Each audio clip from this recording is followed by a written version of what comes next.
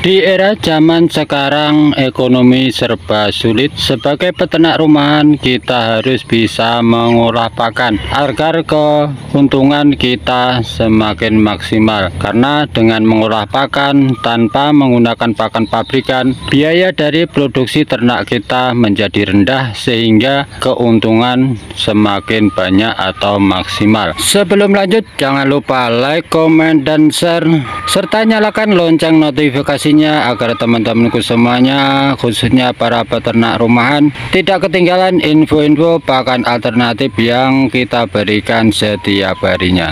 Assalamualaikum warahmatullahi wabarakatuh. Ketemu lagi dengan Pak Nu, alternatif ternak peternakan skala rumahan yang selalu memanfaatkan pakan-pakan alternatif yang ada di sekitar kita, dari sampah, limbah, atau tumbuhan-tumbuhan yang tumbuh liar di sekitar pekarangan kita. Jadi kali ini akan kita beritahu pakan-pakan alternatif yang kita pakai di peternakan kita, ternak ayam, ternak entok, yang jumlahnya sudah ratusan ekor. Ini kita tidak membeli pakan pabrikan, kita memanfaatkan pakan-pakan alternatif sehingga keuntungan kita maksimal tanpa membeli pakan pabrikan yang harganya semakin mahal. Di era zaman sekarang ekonomi serba sulit, kita harus bisa mengolah pakan agar keuntungan semakin maksimal. Pakan apa saja yang kita pakai di peternakan kita?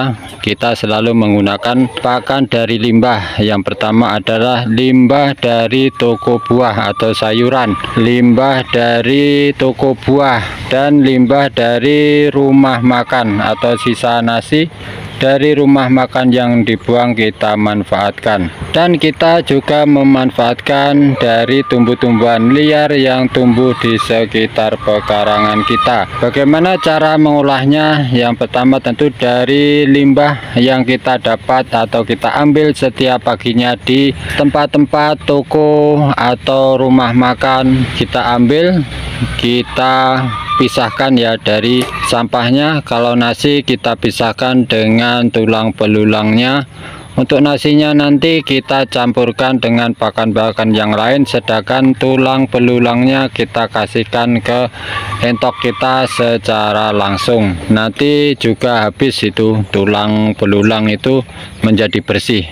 Untuk nasinya yang sudah kita bersihkan, kemudian kita campur dengan pakan-pakan alternatif yang lainnya, seperti sayuran yang kita dapat dari toko sayuran itu kita cacah atau kita cincang. Kalau tidak punya mesin bisa kita cincang dengan cara manual.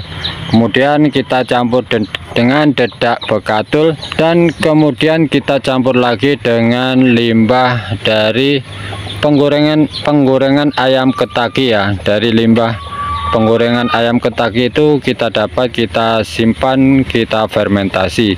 Jadi itu pakan-pakan yang selalu kita berikan di peternakan kita sehingga kita tidak menggunakan pakan pabrikan.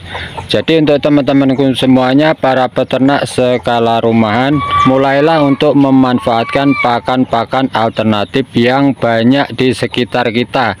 Jadi kuncinya pakan alternatif itu adalah yang mudah dan murah dan gratis kalau bisa. Tinggal ngambil seperti yang kita lakukan setiap pagi, kita mengambil dari limbah toko buah, toko sayuran, dan rumah makan. Itulah tips dari peternak skala rumahan di ekonomi yang serba sulit ini, bagaimana kita bisa mendapatkan keuntungan yang maksimal.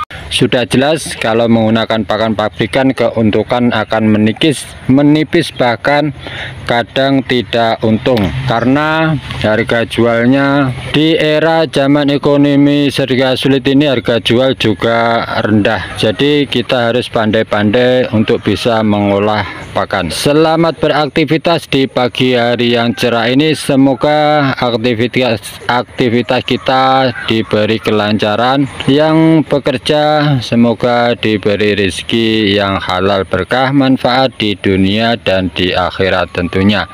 Kita wajib berusaha, Tuhan yang akan menentukan akhirnya. Wassalamualaikum warahmatullahi wabarakatuh.